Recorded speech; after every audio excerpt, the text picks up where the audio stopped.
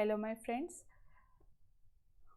Today I will start with Library and Information Science DSSB Exam 2014 Questions Part 7. Part 6 तक मैंने आपके साथ share किया हुआ है, आप ज़रूर देखिए प्लेलिस्ट में.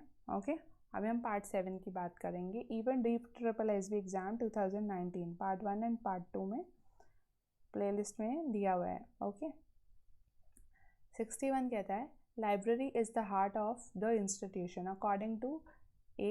D.S. Kothari, B. Mudaliar, C. S. Radhakrishnan और D. C.D. देशमुख. ये सब कमिटीज़ हैं. ओके, लाइब्रेरी हार्ट है इंस्टीट्यूशन को का, ये कहा गया था बाय S. राधाकृष्णन. ओके,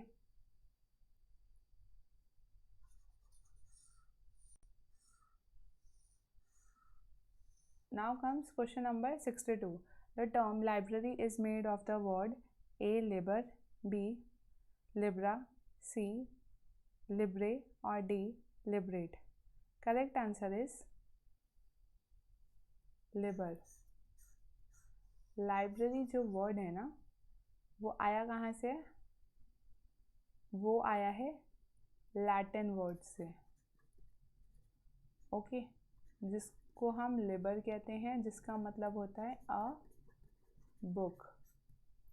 फिर आता है question number 63. What is called the library which is established by the central government at the central place? A. Central library, B. National library, C. Public library और डी. Central public library. अगर एक central government की central place में कोई library है तो उसको हम कहेंगे नेशनल लाइब्रेरी. इंडिया में पहली नेशनल लाइब्रेरी पब्लिक के लिए खोली गई थी कब? 1 फरवरी को 1953 में नेशनल लाइब्रेरी पब्लिक के लिए खोली गई थी. Okay, national library of India के डॉक्यूमेंट्स अराउंड 22 लाख हैं, जो आपको थोड़ा बहुत पता होना चाहिए. बेसिकली मैं आपके लिए पूरी वीडियो ही शेयर करूँगी नेशनल लाइब्रेरी से रिलेटेड. अब हम आते हैं question number 64. The library for the people, of the people and by the people is called A general library, B. Personal library, C. Personal library people library और D. Public library. जो library लोगों के लिए है, लोगों की है और लोगों ने ही बनाई है, उस लाइब्रेरी को हम क्या कहेंगे? उस लाइब्रेरी को हम पब्लिक लाइब्रेरी कहेंगे. Okay, correct answer is D. Public library. Now comes question number 65. What is the correct categorization of libraries? A. Public, academic, special, B. Public, academic, personal, C. National, regional, international or D. Public, specific and national. Correct answer is A. Public, academic and special. Okay, libraries जो हैं वो categorise होती है public, academic and special में. अब हम आते हैं क्वेश्चन नंबर 66 में. Public libraries are the gift of A. Democracy, B. The English, C. Congress party और D. Kingship. Correct answer is public library जो है ना वो डेमोक्रेसी का गिफ्ट है.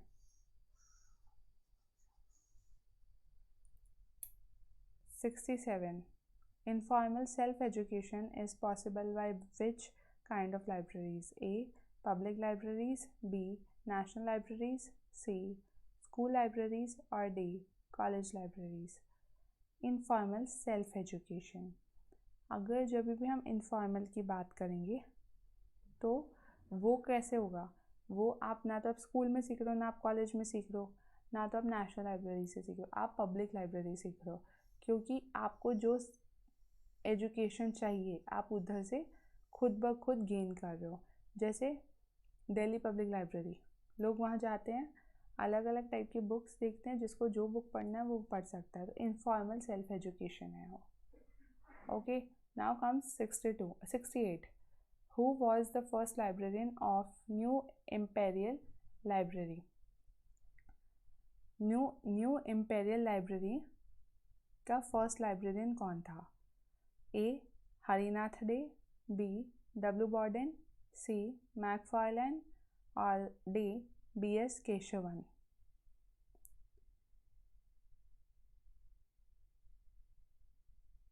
करेक्ट आंसर इज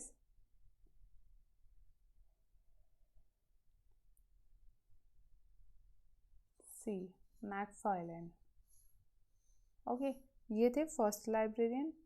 और ये लाइब्रेरी कब डेवलप हुई थी? ये डेवलप हुई थी 1891 में। ओके, ये बेसिकली ओपन हुई थी पब्लिक के लिए। कब पब्लिक के लिए ओपन हुई थी? 30 जनवरी 1903 में एट मेटकाफे काफ हॉल, कोलकाता में। न्यू इम्पेरियल लाइब्रेरी पहली बार पब्लिक के लिए कोलकाता में ओपन हुई थी। ओके, और ये जो इम्पेरियल लाइब्रेरी एक्ट है इसका, वो 1902 है। इम्पेरियल लाइब्रेरी एक्ट जो है ये 1902 में बना था। उसके बाद पब्लिक के लिए ये ओपन हो गई। ओके, तो ये न्यू इम्पेरियल लाइब्रेरी जो थी वो नेशनल लाइब्रेरी ऑफ इंडिया बनी 1948 में। ओके, 1948 में ये कौन सी लाइब्रेरी बनी? ये कन्वर्ट हो गई न्यू NLI में, नेशनल लाइब्रेरी ऑफ इंडिया में ये कन्वर्ट हो गई। इतना आपको पता होना चाहिए।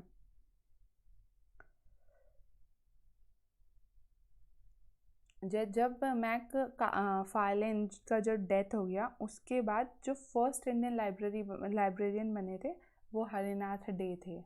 ओके, तो बेसिकली अगर कभी पूछे फर्स्ट लाइब्रेरियन कौन थे, मैक फार्लेन थे, बट इंडियन लाइब्रेरियन कौन थे, वो हरिनाथ डे थे।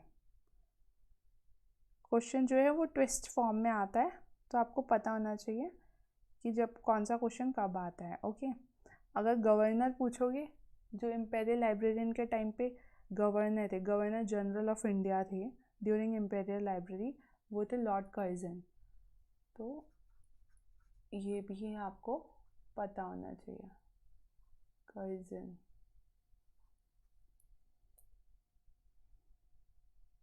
Okay, I think Curzon spelling is not correct. Imperial library जो है ना वो इस्टेब्लिश हुई थी 1891 में। इतना सब बस अगर आपको पता होगा तो आपको कोई भी क्वेश्चन में दिक्कत नहीं आएगी। इससे रिलेटेड जो भी कोई क्वेश्चन होंगे सब कॉमन क्वेश्चन ही होते हैं। बस ये होता है कि आपको पता होना चाहिए उसके आसपास का। ओके, अगर इसमें पूछ लेंगे कि वाइसरॉय कौन थे, तो भी आप बोलोगे लॉर्ड कर्जन थे। वाइसरॉय पूछ लेंगे, गवर्नर जनरल पूछ लेंगे, तो सेम चीज़ है। आते हैं अब हम 69. Which clause of the Constitution of India is related with the establishment of National Library? National library के लिए कौन सा क्लॉज लगता है? A 26, B 50, C 62 और D 67। Correct answer is C 62।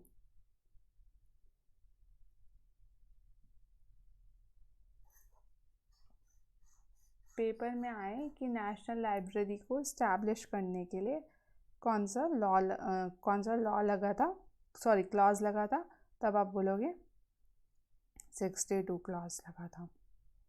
Okay, अगर auto renewal clause of library agreements आए तो उसको क्या कहोगे? वो ऑटो रिन्यू एज पर ऑलरेडी एग्रीड LAN-TC से होता है। तो वो इतना खैर मैं आपको बाद में बता दूंगी इसके बारे में। Now comes question number 70. Under which act National Library of India receives book? A. Registration of Books Act 1887, or B. Delivery of Books Act 1954, or C. The Copyright Act 1985, or D. Revision Act 1976. ये पता होना चाहिए आपको, है कि नहीं? Book को receive करने के लिए कौन सा एक्ट लगा था?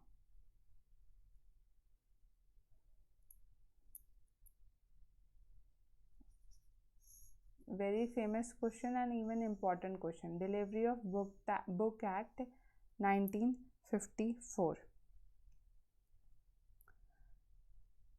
ये बहुत कॉमन क्वेश्चन है जो आपको पता होना चाहिए. और अगर कोई कॉपीज़ पूछे कि copies of book should be send by the publisher under delivery of book act, तो आप क्या बोलोगे? कितनी कॉपीज़ आपको शेयर करनी होती है? आपको 4 कॉपीज़ को शेयर करना होता है डिलीवरी ऑफ बुक एक्ट 1954 के according. For today it's like till 70 questions. Thank you very much. Thanks for watching. Like, comment, share and subscribe. Kindly share with your friends. Okay, and email ID is ugclibraryvideos@gmail.com, and Telegram channel is BrainyLIS videos. Thank you very much.